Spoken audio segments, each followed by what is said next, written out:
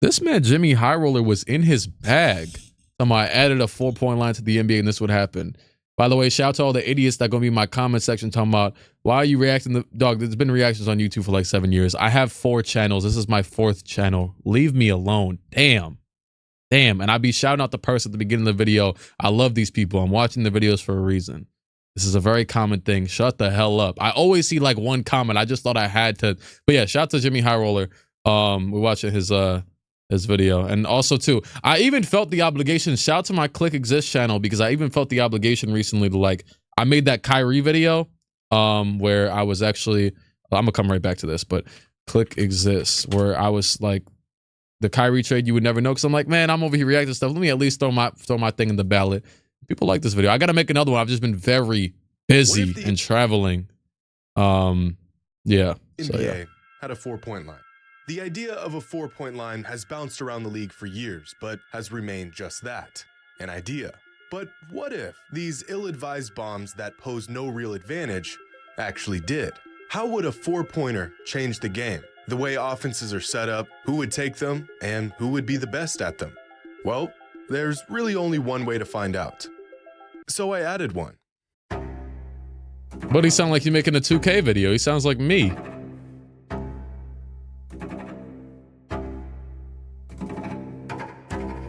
Yo, I've been trying to update my stream info and it just doesn't work. If there's a mod in here, can you update the thing to just chatting and not 2K? Because I wasn't even playing 2K. I was just talking about it. God damn, this app is insufferable. Today's video is sponsored by DraftKings. Appreciate it. At DraftKings Sportsbook. Quick stability out there with Trey taking a long run and connects from the Laker logo. You see that? Not the 3. What Trae Young did. Wait. So I added one transition fire. Yeah. Give us your best thumbnail face. No. It doesn't. You gotta have the hair. So I already lost. Appreciate that, Tastic. Well, that's all you have to do. After the 3. Not the most conventional celebration, pointing at the spot on the court where he hit a 30-foot bomb. But he's not. Remember when DeJounte Murray tapped, what was it, like Jabari Smith on the head or something? It was someone on the Rockets, right? Pointing to just any random spot. He's pointing at the 4-point line. Who's the best deep range shooter? Really? Who's the best deep range shooter?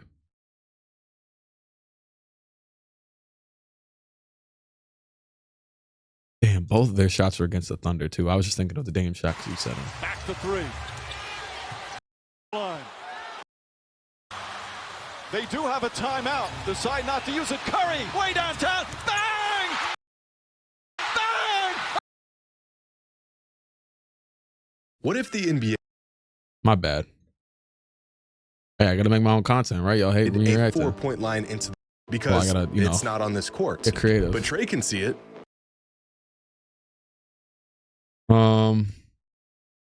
Because it's on his court. Years ago, within the Atlanta Hawks practice facility, the organization implemented a 4-point line, 29 feet out from the basket, a little over 5 feet further than the NBA 3-point line.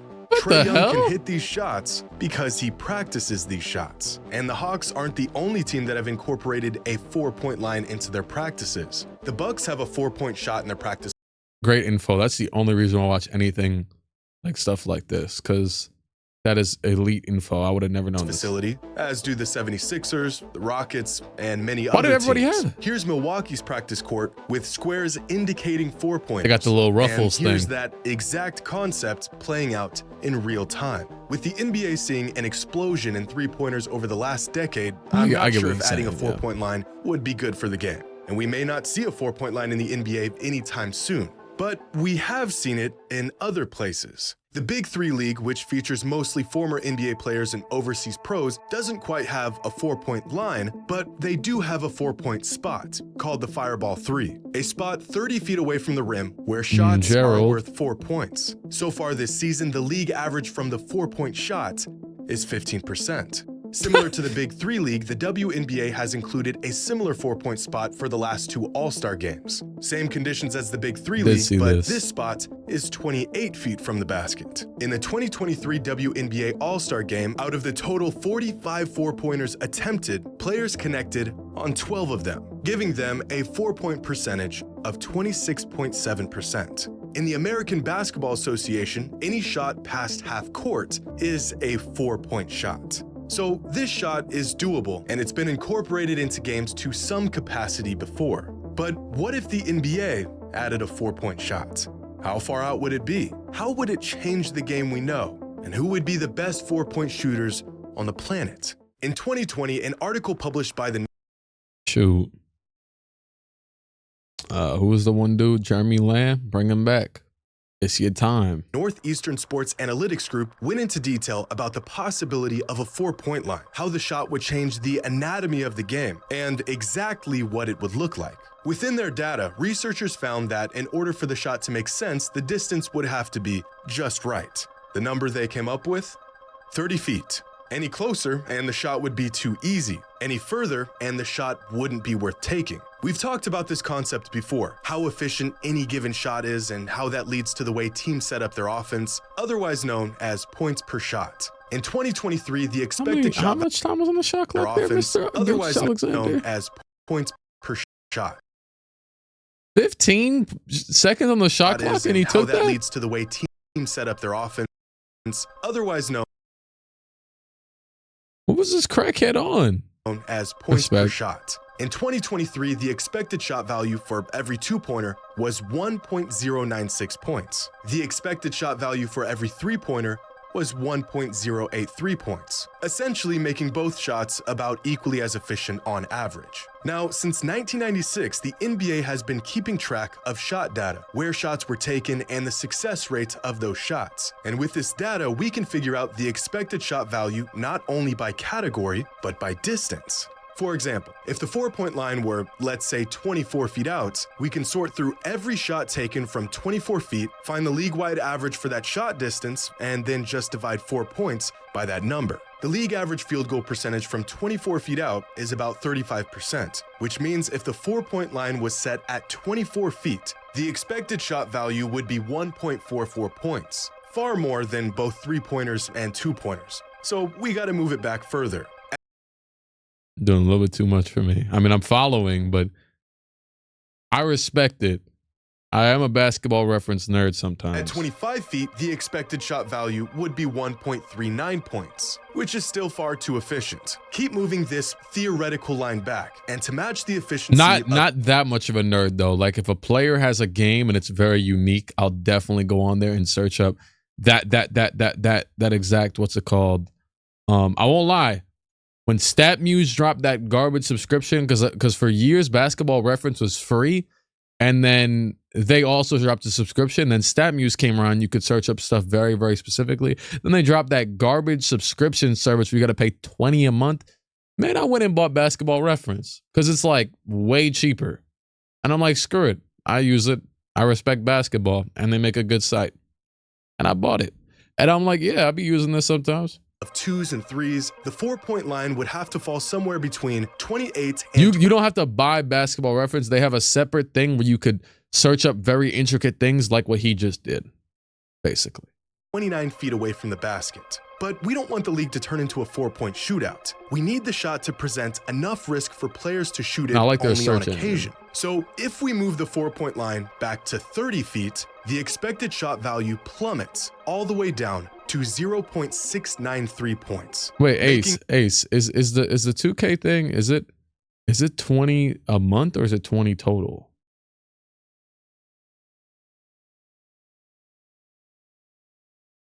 Enough risk for players to shoot it only on occasion. So if we move the 4-point line back to 30 feet, the expected shot value plummets all the way down to 0.693 points, making it just feasible enough to make sense, but not too much to be exploited, giving us a definitive distance of 30 feet for our new 4-point shot. So if the NBA decided to implement this 30-foot 4-pointer, who would be the best 4-point shooters in the league?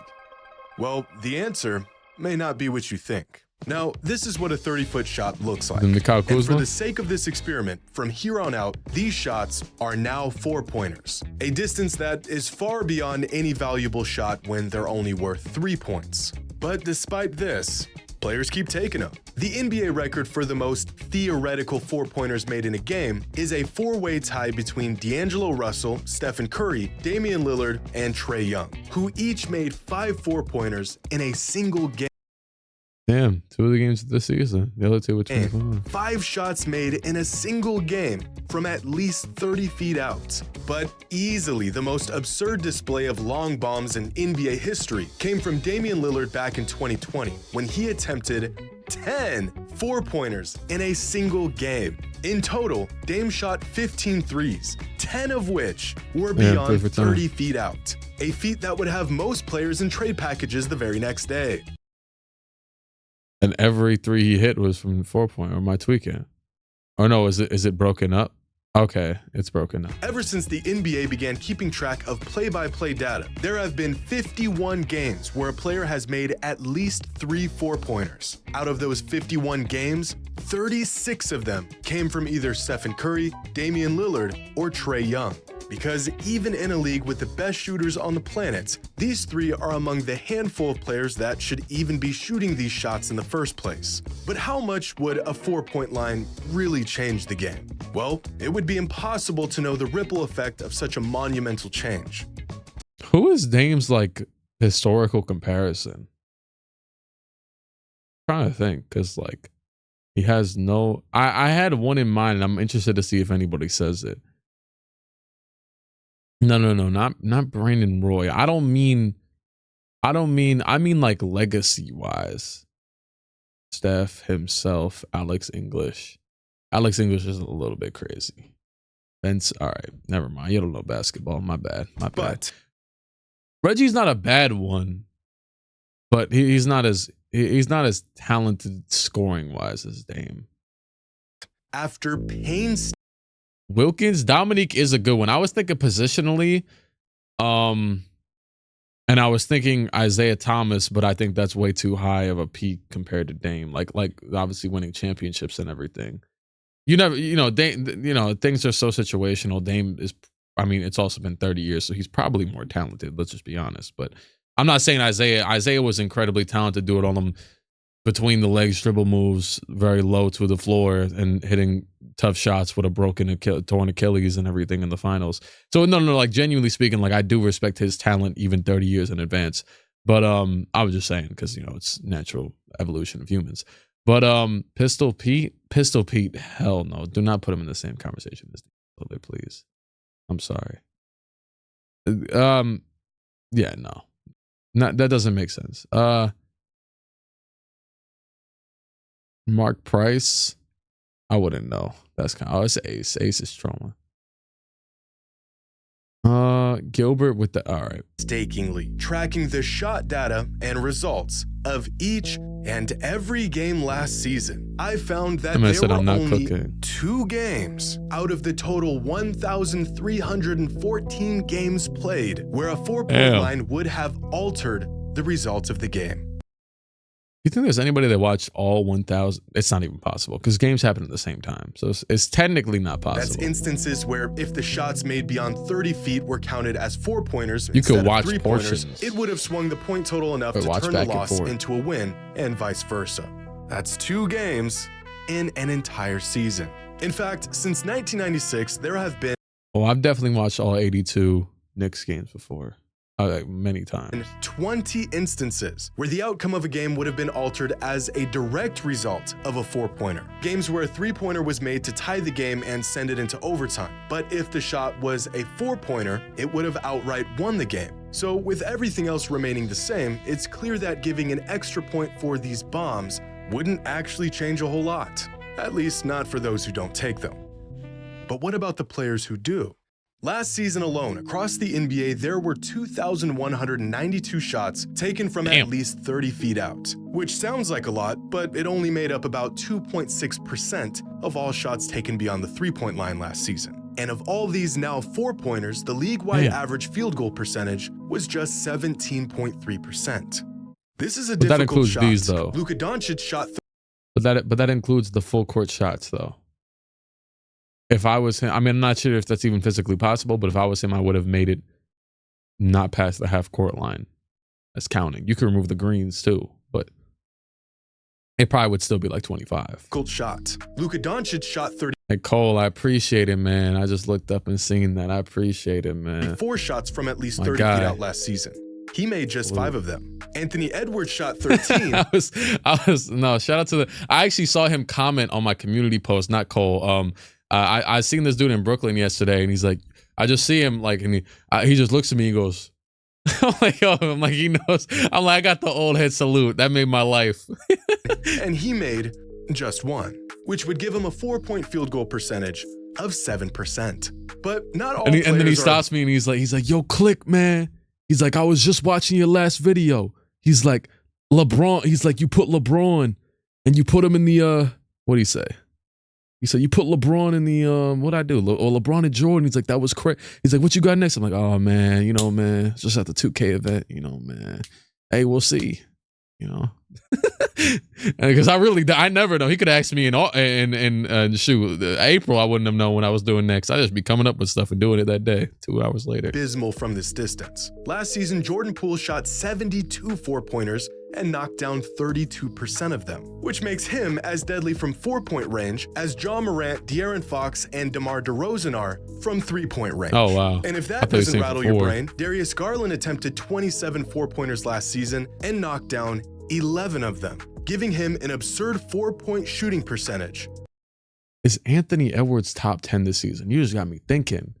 Because he's like the guy, he's like the token poster boy for a lot of people. Maybe not like the NBA, but like for a lot of people where it's like, oh, they think he's the next one up. You know what I mean? Which is very rational. What is he right now, Anthony Edwards? Is he top 25, I'm assuming? That's a fair guess, right? Top 25-ish? So that would be a pretty significant jump because that means he would have to pass like the likes of like a lot of people because there's a lot of guys that aren't top 10 like that. You know what I'm saying? He would have to pass a lot of people. Now, I will say there's been a lot of players in recent years that have taken that jump. Like, for example, Ja, who was just on the screen, took that jump. Yeah, Ja took that jump where he's now like top 15-ish, around that range. Who else recently? Obviously, Luka. Luka was quick.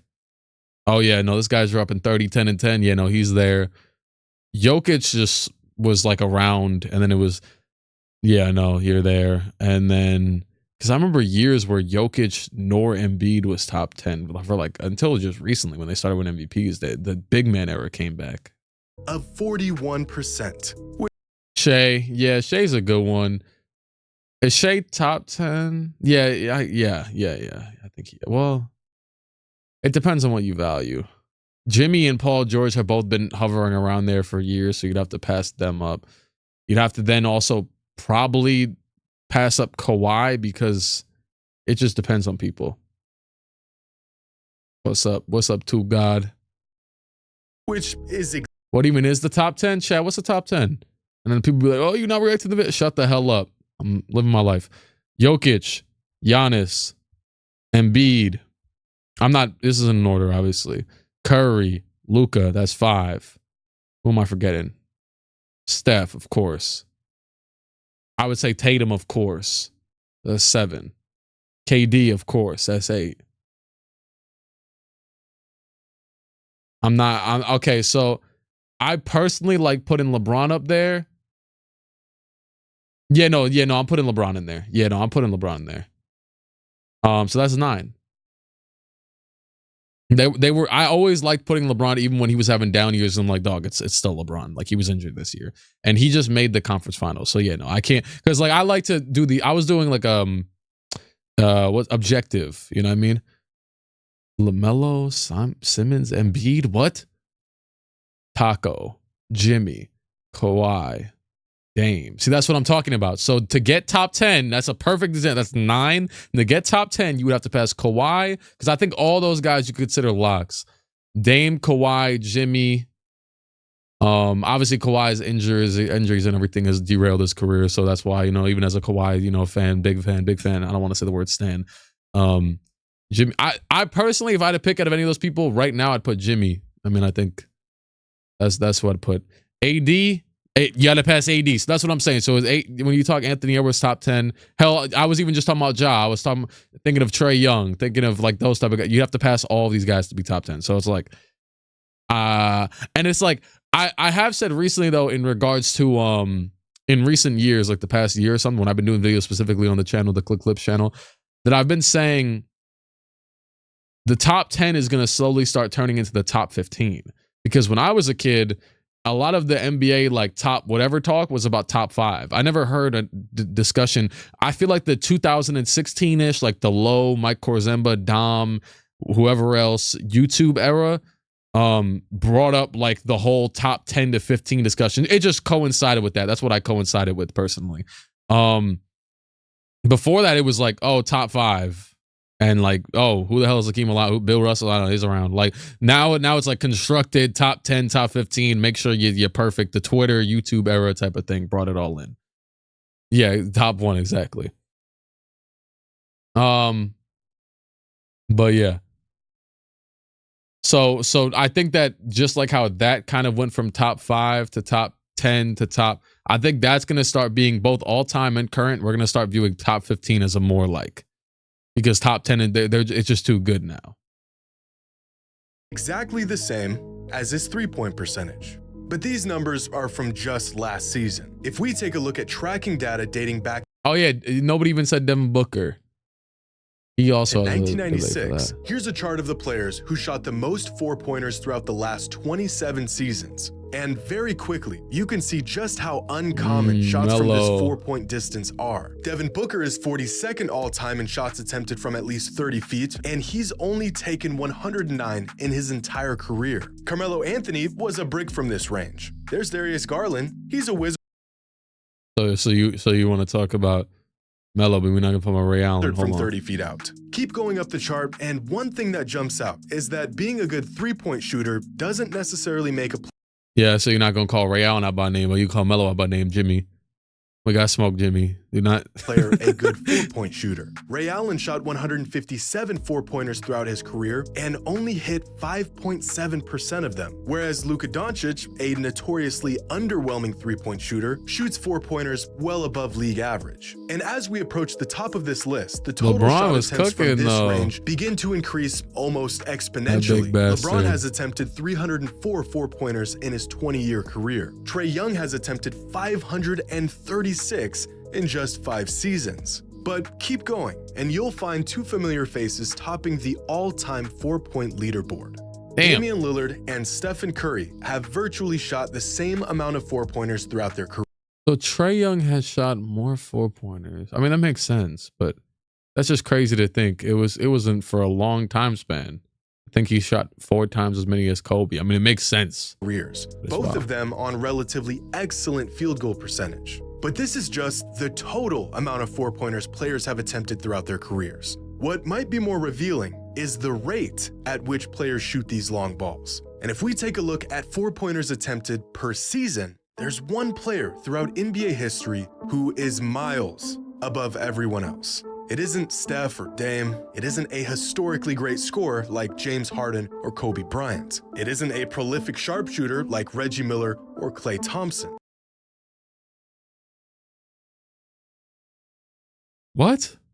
If the four-point line existed, the player who would undeniably be the greatest four-point shooter of all time, Steve Nash, is Trae Young, attempting over 100 Well, I was just talking about him 3 seconds. Four-pointers per season throughout his career. There isn't a single player within Trae Young's galaxy. And the further we dive into the numbers, the more obvious this becomes. With a career shooting percentage of 33% on shots at least 30 feet out, if the four-point line existed, Trae Young would have an expected shot value of 1.33 points off of four-pointers, making it the single most valuable shot in basketball outside of uncontested layups. For perspective, in a league with a 4-point line, the best big men in the NBA have a lower points per shot value on contested layups than Trae Young does from 30 feet out, which would make a 30-plus foot bomb by Trae Young more efficient than a defended layup from the reigning MVP. Do you understand how ridiculous that is?